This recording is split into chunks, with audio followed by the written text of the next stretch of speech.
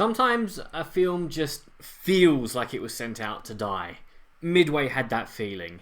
It's not really one big thing, but loads of little things. A lack of online bars, very little traditional advertising, and what there is not being particularly inspiring. The director being the director of things that happened over 10 to 15 years ago when they've released films since, even if you'd rather forget them.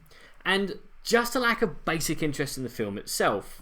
Midway hit every single box in my checklist with room to spare, and there was just something so old-fashioned about it. From the poster looking like it was fresh from the 60s, to the dialogue, to the fact that the cast is so large that Wikipedia felt the need to break it into 3 different sections. I mean, if I'd had to take a shot every time someone that I cared about died, I could have driven home completely sober.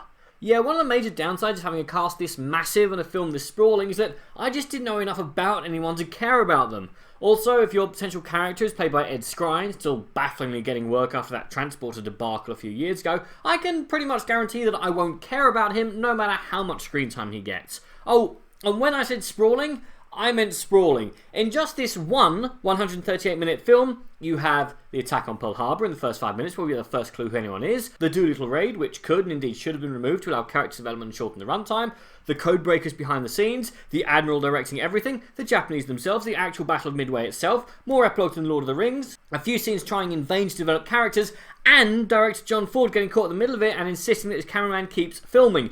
Does that seem like a lot to anyone else? Oh, and there's enough CGI here that at times I thought I was watching a sequel to underrated 2004 classic Sky Captain in the World of Tomorrow. I mean, I get that a Roland Emmerich film isn't going to be a deep think piece on the human condition and... Hvem er du?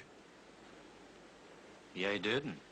And I went in expecting paper-thin stereotypes, explosions, CGI, but at least his plots are usually simple. Here, for obvious reasons, the narrative is in 15 different places, times and people, and you can never get invested in anyone, which in a film full of CGI fighters having CGI fights with CGI ships before being blown up in CGI explosion, means there's not a lot to hang your hat on. I mean, I'm sure that part of the issue is that beyond a half-remembered Sabaton song, I've never really heard anything about the Battle of Midway.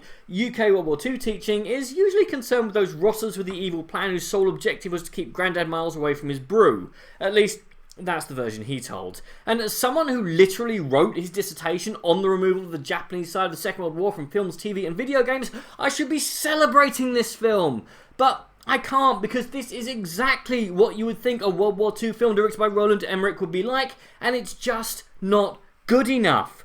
A film on this scope should, ironically, be on a TV screen. That way we can have an episode devoted to the code breakers, the flyers, the admirals, the Japanese side, but in a film, you need to strip it down.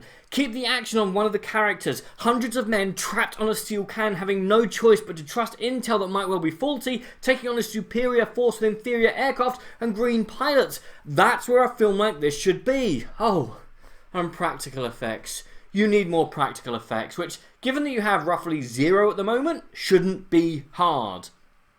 Because otherwise, your film as video game is going to look like last generation's video game on top of everything else, which is inevitably going to happen in a film this CGI heavy. I mean, I applaud this film for not going the Pearl Harbor route, but this film hits the ground running and never really stops for breath before I have the first idea who anyone on screen is, what they want, how they want to achieve it, or even what their role in the narrative is. It means, after a while, I just get punch drunk and wait for this cutscene to be over and for the game to let me start playing again. However, I will give some applause to the fact that this film is allegedly historically accurate with the usual, the version of your stag/hen do that you told your parents caveat, but I wanted more from Midway. I mean, we haven't gotten a World War II epic since Pearl Harbor, and we haven't gotten a good World War II epic since Saving Private Ryan, but this isn't it. This is epic, as video game with loads of ancient cliches disguised as one-dimensional characters, CGI in place of real stunts, a narrative that needs to be simplified, a cast that needs to be cut down, a runtime in dire need of a trip to the editing suite, and it still feels old-fashioned. In the cinema it sort of works, but on the small screen you're going to notice its many, many flaws very quickly, which is a shame. So if nothing else is on, check this out. Otherwise, just don't bother. But what did you guys think? And what is your favourite historical war epic? Comment below, let me know. I'm Daniel, it's been a dunking. If you've enjoyed this video, please like, share and subscribe.